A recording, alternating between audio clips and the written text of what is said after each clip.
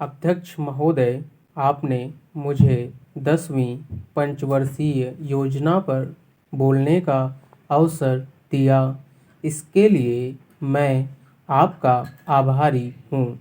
आपने मुझे कम समय दिया, इसके लिए भी आभारी हूँ। अभी मेरे से पूर्व कुछ सदस्यों ने हम पर यह आरोप भी लगाया कि हम योजना में विश्वास नहीं रखते। उन्होंने तो यह भी कहा कि हमारे चुनाव घोषणा पत्र में भी उनको इस बारे में कुछ नज़र नहीं आया। मैं इस बारे में यह निवेदन करना चाहता हूँ कि उन्होंने कोई दूसरा घोषणा पत्र देखा, गलत घोषणा पत्र पढ़ा और उसी को हमारा घोषणा पत्र समझ बैठे। लेकिन मैं यह कहना चाहता हूँ कि हमारा घोषणा पत्र इस समय मेरे पास है। इस घोषणा पत्र में हमारी घोषणा में योजना के बारे में स्पष्ट रूप से कहा गया है कि हम योजना पर विश्वास रखते हैं, लेकिन ऐसी योजना पर विश्वास नहीं रखते जो जनता के दुखों को दूर नहीं कर सकती, जो जनता के कष्ट दूर नहीं कर सकती।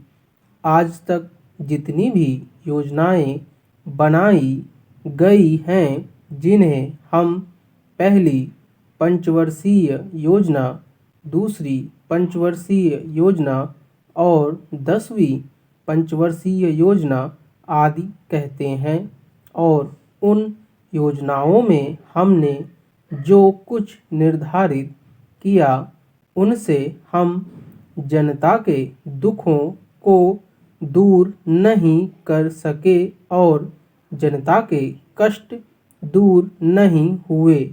इन योजनाओं के परिणाम भी हमारे सामने हैं। बड़े बड़े अनुभवी बैठे, उन्होंने योजनाएं बनाई, लेकिन योजनाएं ठीक प्रकार से कार्यान्वित नहीं की गई। उन योजनाओं में काफ़ी दोष थे, जिसके कारण ये योजनाएं लोगों के दुखों को दूर नहीं कर सकी। लोग दुखी ही रहे।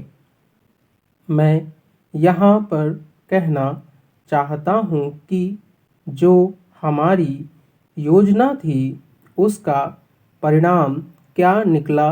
उसका परिणाम यही निकला कि हमें रुपये का मूल्य कम करना पड़ा। जो योजना होती है, वह राष्ट्र धन को ऊंचा करने के लिए बनाई जाती है, लेकिन हमारे सामने आंकड़े हैं। इसका परिणाम हमारे सामने है। हमने अब तक 9 पंचवर्षीय योजनाएं कार्यान्वित की हैं, लेकिन हमारी प्रति व्यक्ति आय में और जीवन स्तर में अपेक्षित वृद्धि नहीं हुई है। यह दुख की बात है। मैं यह कहना चाहता हूँ कि हमारा ऐसी योजना में विश्वास नहीं है जो जनता के कष्टों को, जनता के दुखों को दूर ना कर सके। हम ऐसी योजनाओं पर विश्वास करते हैं जो उनकी आय बढ़ा सके, उनका आर्थिक विकास कर सके, उन्हें उन्नत कर सकें। विराम।